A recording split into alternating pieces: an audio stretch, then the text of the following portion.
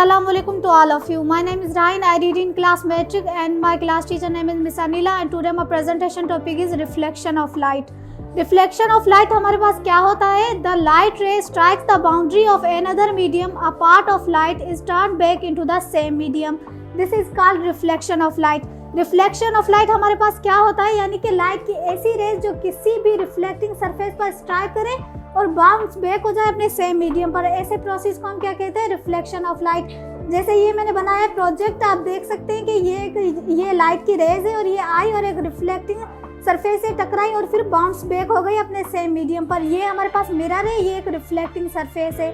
तो ये प्रोसेस हमारे पास कौन सा होता है? Reflection of light. इसके बाद हमारे पास आता है, और ये तो आप सबको पता है कि light travels in a straight line, however it can change the direction when it falls onto an object. यानी कि जो लाइट की रेज हैं वो ट्रेवल करती हैं स्ट्रेट लाइन में। जैसे आप यहाँ पर देख सकते हैं कि ये जो लाइट की रेज है ये स्ट्रेट लाइन में ट्रेवल कर रही है, और जब ये बाउंस बैक हुई तभी ये स्ट्रेट लाइन में ट्रेवल कर रही हैं। और कहा गया कि ये जो मतलब रेज हैं ये बाउंस बैक होंगी सेम मीडियम पर, लेकिन इसकी क्या डायरेक्शन चेंज होगी, ये वापस इसी तरफ नहीं जाएंगी, इनकी डायरेक्शन चेंज हो जाएगी। उसके बाद हमारे पास आती है इंसिडेंट रे। अब इंसिडेंट रे हमारे पास क्या होता है? द लाइट रे स्ट्राइकिंग और रिफ्लेक्टिंग सरफेस, यानी कि लाइट की ऐसी रे जो किसी भी रिफ्लेक्टिंग सरफेस पर स्ट्राइक करे। यानी कि ये जो आने वाली रेज है, ये जो आने वाली शुआएं हैं, इस रेज को हम कहते हैं रिफ्लेक्टेड रे। उसके बाद हमारे पास आती है रिफ्लेक्टेड रे। अब रिफ्लेक्टेड रे कौन सी होती है? द लाइट रे obtain after reflected from the surface in the same medium in which the incident ray is travelling. यानी कि ये जो इंसिडेंट रे है ये एक रिफ्लेक्टिंग सरफेस पर स्ट्राइक किया और फिर रिफ्लेक्ट हो गई अपने सेम मीडियम पर, बाउंस बैक हो गई अपने सेम मीडियम पर। तो ये जो रिफ्लेक्ट होने वाली रे है, इस रे को हम कहते हैं रिफ्लेक्टेड रे। उसके बाद हमारे पास आती है नॉर्मल। अब नॉर्मल क्या है? Normal is a line which is perpendicular on the surface in the same medium.